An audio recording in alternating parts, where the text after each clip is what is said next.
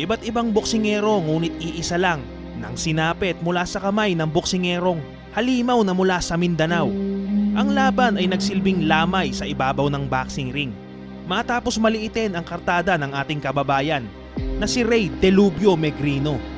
Nagtala kasi ito ng napakaraming talo na umabot sa 20. Ngunit impresibo naman ang panalo nito na may 24 wins, 21 by way of knockout. At dahil mapandin lang, ang kartada nito ay malalakas ang loob ng kanyang mga naging kalaban. Pero kung titignan ang history ng mga talo nito, ay 2012 pa nung ito ay makalasap ng talo. Magmula noon ay hindi na ito natalo pa sa mga laban.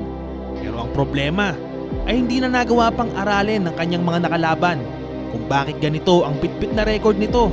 At tanging tiwala sa promoter ang naging susi sa inaasam na salpukan. Dahil ika nga ni Pacquiao kapag tinatanong kung sino ang gustong makalaban sa susunod, ang madalas na nagiging sagot nito ay it's up to my promoter. Posibleng ito ang naging hugot ng mga ito sa laban kontra Pinoy. Tapang at lakas ng loob na may kasamang pananalig sa promoter. Sa pagkakataong ito ay isinalang ni Bob Arum ang ating kababayan kontra sa matapang na Hapon na si Yuki Kobayashi. Eto na ang bakbakang Megrino versus Kobayashi para sa 122 pounds match-up. Pero bago magpatuloy ang ating usapin ay narito ang 1xBet kung saan maaari kang tumaya sa lahat ng sports lalong-lalo na ang boxing. Ito ang pinaka-the best platform dahil magkakaroon ka ng up to 7k bonus basta't gamitin lang ang code na ito. At i-click lang ang link sa baba. Maraming salamat. Sa paunang salang ng ating laban, Pilipinas at Japan, kung edad ang pag-uusapan ay nakalalamang ang Hapon sapagkat nasa kanya ang prime ng pagiging boksingero. Pero kung kartada naman, bagamat maraming talo ang Pinoy, ay mas marami itong experience. Huwag po tayong kukurap sa bakbakang ito mga kabrader. Fighting out of Mindanao, the Philippines, Ray Delubio Megrino Singwangcha. Fighting out of Osaka, Japan, Yuki Strong Kobayashi.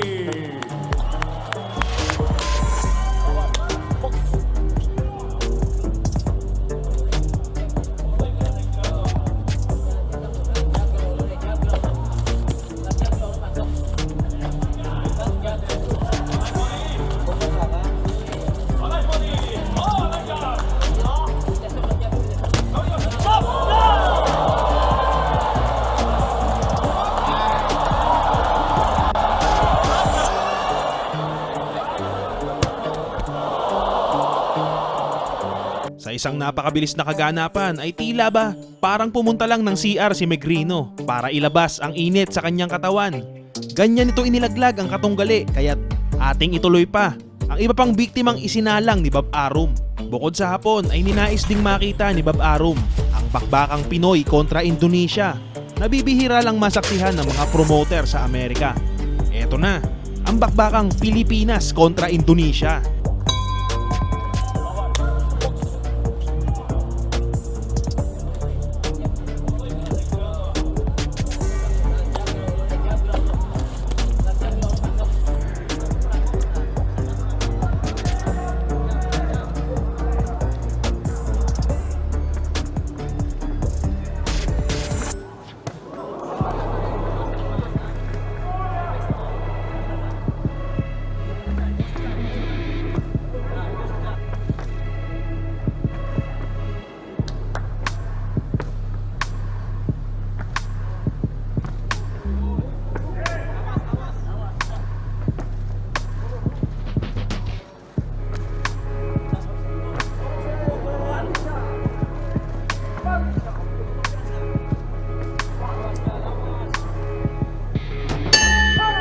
Magandang bakbakan at masasabi nating match ang parehong boksingero. Isang pressure fighter na mula sa Indonesia at peekaboo style mula sa Pilipinas. Ating abangan kung paano makakadiskarte dito ang Pinoy.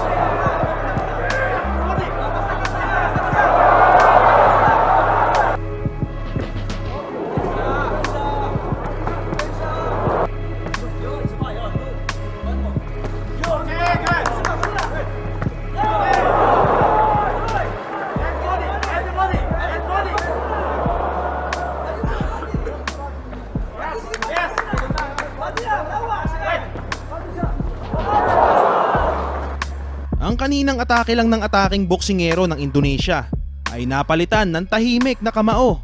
Dito natin mas nakilala si Megrino na mahusay din pagdating sa fight adjustments ng laban.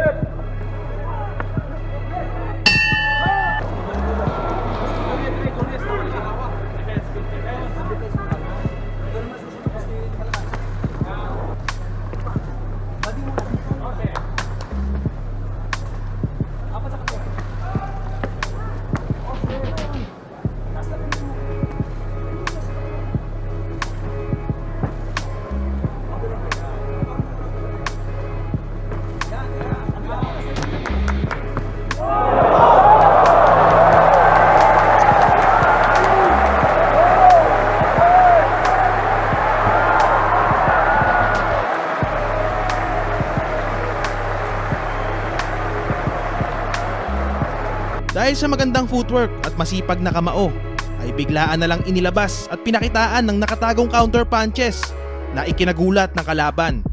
Dahilan para matulog na lang at di na bumangon pa sa bakbakan. Way of knockout del Lobio, Rey Megriño Singwancha. At para sa iba pang hain ni Bob Arum ay tinatikim din ito ang Pinoy ng iba pang putahe.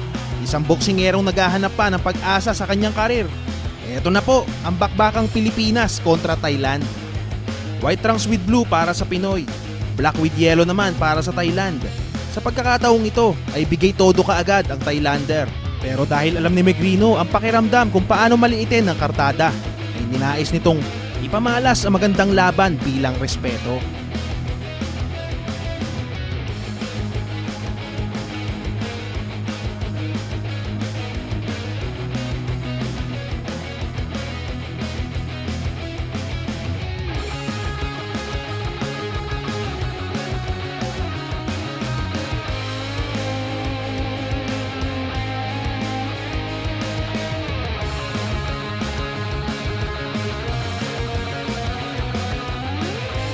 Agad na nabasa ni Megrino na palaging bukas para sa uppercut ang kalaban. Kaya't unti-unti nitong sinusukat kung paano huhulihin sa bakbakan ang Thailander.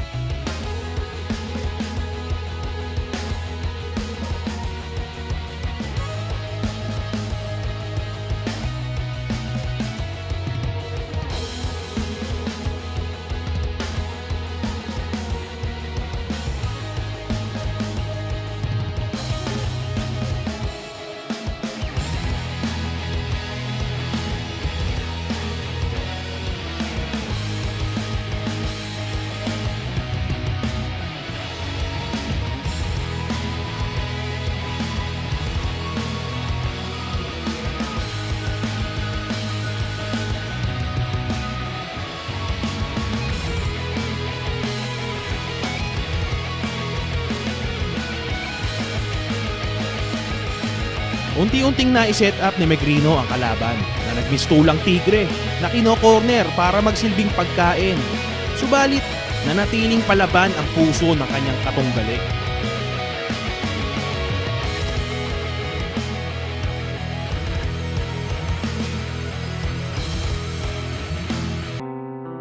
Muli ay tinapos ni Megrino sa pamamagitan ng solidong kanan ang pagkaing inihain.